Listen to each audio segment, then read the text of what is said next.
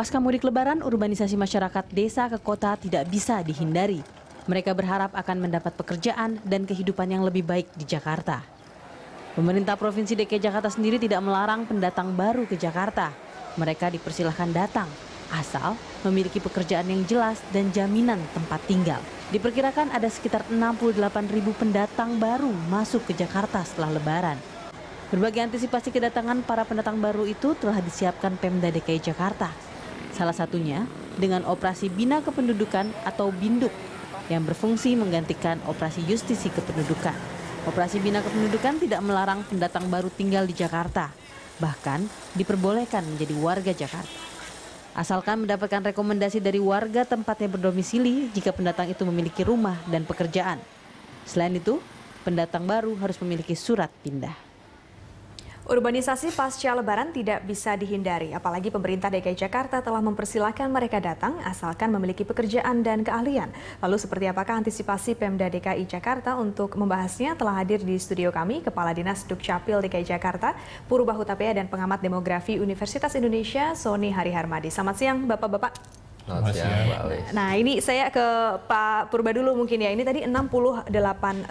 Memang ini sudah diantisipasi akan ada peningkatan tahun ini atau seperti apa Pak Purba? Ya, makasih. Angka 68.000 itu bukan hasil perhitungan manual dengan cara mencegat di perbatasan di pintu-pintu masuk ke Jakarta, karena itu suatu hal yang tidak mungkin.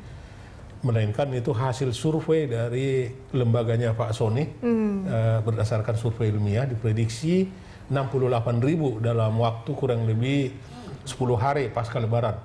Nah, bila dibandingkan dengan tahun 2013 yang kurang lebih 54.000, ada kenaikan kurang lebih 14.000 gitu. Jadi itu hasil prediksi penelitian ilmiah. Demikian. Nah, Pak Purba, ini bagaimana sih Pemda terus melihat arus urbanisasi ini? Kan setiap tahun rasanya terjadi terus begitu, Pak. Ya, bicara tentang urbanisasi, sebetulnya masalah utama itu kan di hulu, ya, bukan di hilir.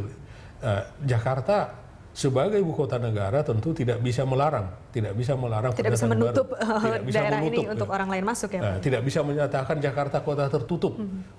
Misalnya menyetop orang di setiap perbatasan seperti kita masuk ke negara lain. Ada paspor, ada jaminan biaya hidup, ada tiket pergi. Tentu tidak sulit dilakukan lah karena ini ibu kota. Jadi seperti disampaikan oleh Pak Gubernur dan Pak Wakil Gubernur berkali-kali, kita memang menghimbau kepada para orang daerah untuk betul-betul memikirkan untuk bermigrasi permanen ke Jakarta apabila tidak ada keahlian yang sesuai dengan kebutuhan kota Jakarta, tidak ada pekerjaan, dan juga tidak ada tempat tinggal. Jangan sampai kehadiran saudara-saudara kita di ibu kota ini menambah kemiskinan kota, menambah kriminalitas, menambah penyandang masalah kesejahteraan sosial gitu. Toh mereka juga di Jakarta kehidupannya tidak menjadi lebih baik juga begitu. Belum tentu menjadi lebih baik gitu. Dan kita tentu tidak hanya menghimbau, tetapi ada kerjasama antar gubernur di 10 provinsi di seluruh Pulau Jawa, ditambah Lampung, Bali, Nusa Tenggara Barat dan Nusa Tenggara Timur, sumber kaum urban datang gitu. Nah, di sini sepakati bahwa masing-masing gubernur kepala daerah bertanggung jawab pertama untuk mensejahterakan warganya supaya mereka tidak keluar, mereka tidak pergi ke kota-kota lain gitu. Nah, Pak Sony, kenapa sih selalu Lebaran gitu ya menjadi momen orang-orang ini masuk, kemudian para pendatang masuk ke Jakarta? Iya, karena Lebaran ini kan biasanya gini, mereka yang menjadi pendatang, migran baru itu kan diajak oleh keluarga, ya, sehingga menunggu momen ketika mereka bertemu keluarga. Kemudian juga tidak mudah ya untuk melakukan migrasi, ya, perpindahan dari desa ke kota bagi orang-orang yang belum pernah, terutama kemudian melakukan itu secara sendiri, gitu. Sehingga memang ada beberapa momen, terutama pada saat Lebaran itu menjadi momentum utama mereka berpindah dari desa ke kota. Nah, kemudian memang biasanya berpindah pekerjaan pun terjadi pada saat habis Lebaran. Kalau kita lihat sendiri, orang pindah ganti profesi atau pindah kerja secara spasial, tempat kerjanya pindah, itu juga kan terjadi pada saat Lebaran. Jadi seperti sebuah batas awal ketika mereka akan bekerja. Nah, perpindahan ini sebetulnya lebih banyak faktor pendorong atau penarik? Penarik. Oh, Betul, penarik. ini pertanyaan yang bagus nih. Jadi mereka berpindah belum tentu karena di daerahnya kondisinya jelek.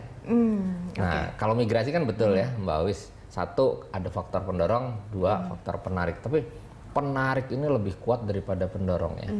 Jadi tidak ada hal-hal yang memang sangat buruk di daerahnya, tetapi mereka lebih tertarik karena membandingkan tempat asal dan tempat tujuannya lebih baik kondisinya di tempat tujuan. Makanya saya pikir karena si penarik ini lebih kuat, maka betul-betul kondisi seperti ini terus terjadi.